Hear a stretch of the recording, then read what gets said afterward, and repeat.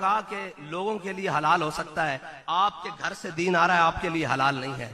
جب تقوی کا معیار، نیکی کا معیار ایسا ہونا تو پھر گودوں میں محمود غزنوی پیدا ہوتے ہیں، پھر گودوں میں محمد بن قاسم آتے ہیں، پھر سلطان صلاح الدین ایوبی آتے ہیں، پھر راشد منہاج جیسے جانباز پیدا ہوتے ہیں۔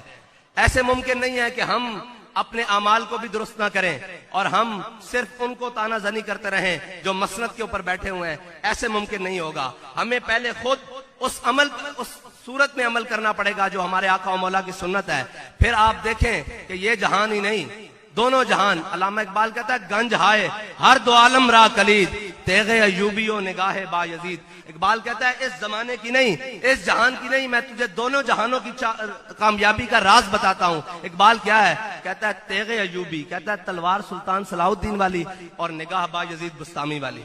کہتا ہے جب یہ تجھے حاصل ہو جائے گی نا تو پھر یہ سارا زمانہ تیرے آگے ہوگا۔ اور علامہ اقبال، کیونکہ اصل میں لوگ پڑھے لکھے ماحول میں ہم آ کر بات کرتے ہیں تو ہم علامہ اقبال کی زبانی اس لیے بات کرتے ہیں کہ اس سے پڑھا لکھا، جس کو یہ علم کہتے ہیں، اس سے پڑھا لکھا اس سب کانٹیننٹ میں بڑا عالم پیدا نہیں ہوا، جس کو حکیم الامت کہتے ہیں، علامہ ڈاکٹر محمد اقبال کہتے ہیں۔ تو ہم اس کی زبان میں بات کرتے ہیں تاکہ آپ کے لیے بھی آسانی ہو اور ہمارے لیے بھی آسانی ہو۔ ہم مولویوں کی بات ہی نہیں کرتے، اس لیے کہ لوگ زچ کھاتے ہیں مولویوں سے۔ میں نے کہا ہم نے اگر اقبال ہی مکمل بیان کر دیا تو اقبال مولویوں سے کم از کم 1000 میل آگے ہے، اقبال مولویوں سے 1000 میل آگے ہے۔ اقبال کہتا ہے مرد خدا کا عمل عشق سے صاحب فروغ۔ اقبال کہتا ہے اللہ کا جو بھی بندہ آیا ہے نا، اس نے ایک راہ پکڑی ہے، وہ راہ جو تمام یار کی طرف جاتی ہے، جو تمام راہ مدینہ پاک کی طرف جاتی ہے، جو اللہ اور اس کے رسول کے دین کی طرف جاتی ہیں۔ اقبال کہتا ہے مرد خدا کا عمل عشق سے صاحب فروغ، عشق ہے اصل حیات، موت ہے اس پر حرام۔ اگر عشق اصل حیات نہ ہو تو بابا جی تو نعرہ لگا کے دنیا سے چلے گئے ہیں۔ آج بھی کہا جا رہا ہے من سب نبیًا تاجدار ختم نبوت لبیک یا رسول اللہ، گلی گلی کوچا کوچا نگر نگر میں لگ رہی ہے۔ اقبال کہتا ہے عشق ہے اصل حیات، موت ہے اس پر حرام، اور تندو سبک سیر ہے گرچہ زمانے کی رو۔ اقبال کہتا ہے جب لبرلزم چھا جائے، جب سرخے نکل آئیں باہر، اور جب یہ کہا جا رہا ہو کہ جی اسلام امن کا درس دیتا ہے، اسلام میں کسی کو کچھ نہیں کہا جاتا، تو ایک شخص باہر نکلتا ہے ویل چیئر پر بیٹھ کر، تندو سبک سیر ہے گرچہ زمانے کی رو، عشق خود ایک سیل ہے اور سیل کو لیتا ہے تھام۔ اقبال کہتا ہے عشق خود ایک سیلاب ہے جذبوں کا، آرزوؤں کا، تمناؤں کا، حسرتوں کا۔ اقبال کہتا ہے عشق خود ایک سیل ہے اور سیل کو لیتا ہے تھام۔ عشق دم جبریل، عشق دل مصطفیٰ، عشق خدا کا رسول، عشق خدا کا کلام۔ عشق کی تقویم میں عصر رواں کے سوا اور بھی زمانے ہیں جن کا نہیں کوئی نام۔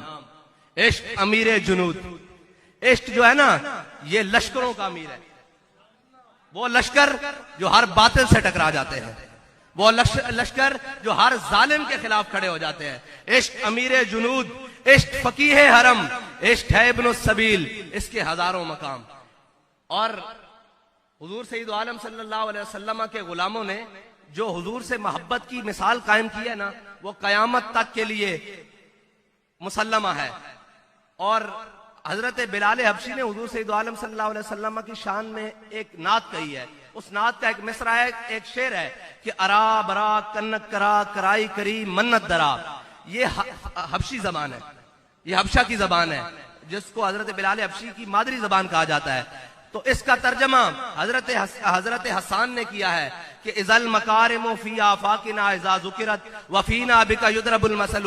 یا رسول اللہ قیامت تک جب بڑی بڑی باتیں ہوں گی نا، جب بڑے بڑے کاموں کی باتیں ہوں گی کہ اس پوری دنیا میں سچا کون ہے، تو آپ کی برکت سے صدیق اکبر کو پیش کیا جائے گا۔ اس دنیا میں سب سے زیادہ عدل کس نے قائم کیا، تو آپ کی برکت سے حضرت عمر فاروق کو پیش کیا جائے گا۔ اس دنیا میں سب سے زیادہ سخی کون تھا، تو آپ کی برکت سے عثمان غنی کو پیش کیا جائے گا۔ اور اس دنیا میں جناب سب سے بہادر اور دلیر کون تھا، آپ کی برکت سے علی المرتضیٰ کو پیش کیا جائے گا۔ اور جب دنیا میں مثال پوچھی جائے گی کہ ظالم کے خلاف لڑنا کیسے ہے، اپنا سب کچھ قربان کرنا کیسے ہے، تو آپ کی برکت سے آپ کے نواسوں حضرت امام حسین کو پیش کیا جائے گا۔ جب بھی دنیا میں کوئی بڑی بات ہوگی کہ جناب اس بات کے آگے حد نہیں ہے، جب یہ پوچھا جائے گا کہ 60,000 کے لشکر میں 60 بندے لے کر جانے والا کون ہے، تو آپ کی برکت سے خالد بن ولید کو پیش کیا جائے گا۔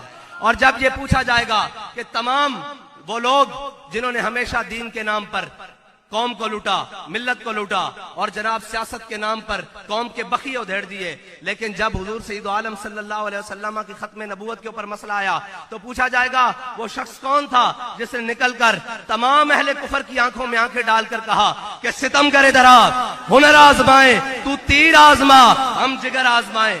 وہ کون تھا؟ تو آپ کی برکت سے آپ کے غلام علامہ خادم حسین رضوی کو پیش کیا جائے گا۔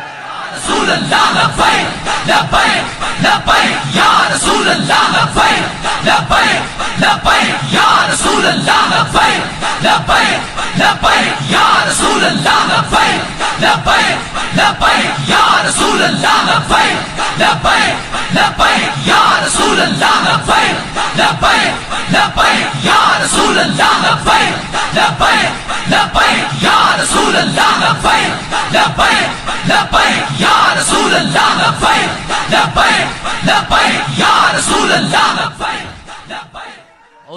حضور سید عالم صلی اللہ علیہ وسلم، حضور سید عالم صلی اللہ علیہ وسلم سے جو عشق ہے نا، وہ نہ سوچ سمجھ کے کرنا ہے، نہ جمع تفریق سے کرنا ہے، اور نہ عقل و خرد سے کرنا ہے، اس کو انے واہ کرنا ہے۔ اب انے واہ کا ترجمہ اردو میں یہ ہے کہ بن دیکھے، بن سوچے، بن جانے کرنا ہے۔ یہی امت کا طریقہ ہے اور یہی صحابہ کرام کی سنت ہے۔ میرے آقا و مولا صلی اللہ علیہ وسلم جب بدر کی جانب چلے نا، یہ میرا پسندیدہ ترین واقعہ ہے جو میں بچپن سے سنتا آ رہا ہوں، جس نے میرے جذبوں کو کم از کم جوان رکھا۔ میں ہر محفل میں یہ سنانے کی کوشش کرتا ہوں، اس لیے کہ یہ میرا پسندیدہ ہے۔ میں جب سے بچپن میں تھا تو بابا جی ہمیں، میرے والد صاحب ہمیں یہ سنایا کرتے تھے۔ حضور سید عالم صلی اللہ علیہ وسلم جب بدر میں تشریف لے کے جانے لگے نا، تو حضور نے اپنے صحابہ کو جمع کیا۔ حضور نے پوچھا کہ اے میرے صحابہ بتاؤ، جانا چاہیے کہ نہیں؟ جانا چاہیے کہ نہیں؟ جانا چاہیے۔ جب میرے آقا و مولا نے تیسری بار پوچھا نا، تو حضرت سعد بن معاذ کھڑے ہو گئے۔ فرمایا یا رسول اللہ، ہم سے پوچھتے ہیں سل حبال من شیتا، وقتا حبال من شیتا، سالم من شیتا، آدے من شیتا، خذ من اموالنا ما شیتا وعدنا ما شیتا۔ یا رسول اللہ، آپ ہم سے پوچھتے ہیں بدر جانا چاہیے کہ نہیں؟ بدر تو یہ کھڑا ہے، آپ حکم دیں ہم گھوڑے سمندروں میں ڈال دیں گے، آپ حکم دیں ہم کیسر و کسرا کے ساتھ جنگ لڑیں گے۔ تو میرے آقا و مولا صلی اللہ علیہ وسلم نے جب یہ بات سنی تھا تو حضور سید عالم صلی اللہ علیہ وسلم کا چہرہ جناب خوشی سے مزید چمک اٹھا۔ وہ تو چمک تجھ سے پاتے ہیں سب پانے والے، وہ تو ہمیشہ جن سے چمک پاتے ہیں، لیکن حضور اپنے غلام سے خوش ہوئے۔ لیکن علامہ اقبال کہتا ہے کہ تاریخ بھی گواہ ہے کہ مسلمانوں کے پاس 2 گھوڑے تھے، 8 تلواریں تھیں، تو انہوں نے کون سے گھوڑے جو ہے وہ سمندر میں ڈالنے تھے؟ پھر اقبال کہتا ہے کہ ہر کے عشق مصطفیٰ سامان اوس، بحر و بر در گوشائے دامان اوس۔ اقبال کہتا ہے جس کے دل میں حضور کی محبت ہوتی ہے نا، کائنات کی ساری نعمتیں اس کی جیب میں موجود ہوتی ہیں۔ ہاں، یہ محبت رسول کو پختہ کرنے کی بات ہے اور اس اصول پہ چلنے کی بات ہے جس اصول میں ہمارے بڑوں نے چل کے یہ کہا کہ محفل کون و مقام سحر و شام پھرے، لے کے موئے توحید صفت جام پھرے، کوہ میں دشت میں لے کے تیرا نام پھرے۔ اور رب بھی جانتا ہے کہ کبھی وہ ناکام پھرے، کبھی ناکام نہیں آئے، اس لیے کہ جب نیت خالص ہو اور اخلاص پہ بنیاد ہو تو کبھی اللہ تعالیٰ مومنوں کو اکیلا نہیں چھوڑتا، اس کی مدد آتی ہے۔ یار ہم نے تو آتے ہوئے دیکھی ہے، ہم جیسے ناز و نعم میں پلنے والے لوگ، ہم نے تو جیل میں بھی بڑے مست ہو کے گزارا۔ کفس، وہ اس کی وجہ یہ ہے کہ کفس میں بھی رہا سفر شوق رواں ہمارا، کفس میں بھی رہا سفر شوق رواں ہمارا، اور پسے دیوار زندہ بھی رہا جنوں جواں ہمارا۔ ٹھیک ہے، تو اس لیے کہ ہمارے دل میں ہمارے بابا جی نے کسی کا خوف ڈالا ہی نہیں۔ مومن ہوتا ہی وہ ہے جو اپنے رب کے علاوہ کسی سے نہیں ڈرتا، اس کے دل میں اللہ کے علاوہ کسی کا خوف نہیں ہوتا۔ اور یہ سر تو ہمیں بابا جی سناتے رہے۔ جب میں نے جیل میں پہلا پاؤں رکھا نا، تو ہمارے بابا جی نے ہمیں یہ بتایا تھا کہ حضرت مجدد الفسانی کا سر نا جہانگیر نے جھکانے کی کوشش کی، اکبر کا بیٹا جہانگیر۔ اس نے کہا کہ یار یہ میرے سامنے سجدہ نہیں کرتا ہے، کوئی طریقہ تو نکالو۔ تو اس نے چھوٹی سی کھڑکی نکالی کہ حضرت مجدد الفسانی کو یہاں سے گزارو، شیخ احمد سرندی کو یہاں سے گزارو تاکہ وہ میرے آگے جھک تو جائیں گے۔ تو کہتے جب حضرت شیخ مجدد الفسانی کو لایا گیا نا، تو آپ نے سر داخل کرنے کی بجائے پہلے پاؤں داخل کیے۔ پھر اس نے پہلوان بلا لیے، اس نے کئی پہلوان بلائے، کہا کہ یار ایک دفعہ تو بابے کا سر جھکا دو۔ میرے سامنے سر جھک جائے، لیکن وہ سر نہیں جھکا سکے۔ پھر علامہ اقبال نے ان کو ٹربیوٹ پیش کیا ہے کہ حاضر ہوا میں شیخ مجدد کی لحد پر، وہ خاک کے زیر فلک ہے مطلع انوار، اس خاک کے ذروں سے شرمندہ ستارے، اس خاک میں پوشیدہ ہے وہ صاحب اسرار، گردن نہ جھکی جس کی جہانگیر کے آگے، جس کے نفس گرم سے ہے گرمی حرار، وہ ہند میں سرمایہ ملت کا نگہباں، اللہ نے جس کو بر وقت کیا خبردار۔ تو ہم جن کے ماننے والے ہیں نا، انہوں نے پھانسی گھاٹ آباد کیے ہیں، انہوں نے انگریز کی چکی پیسی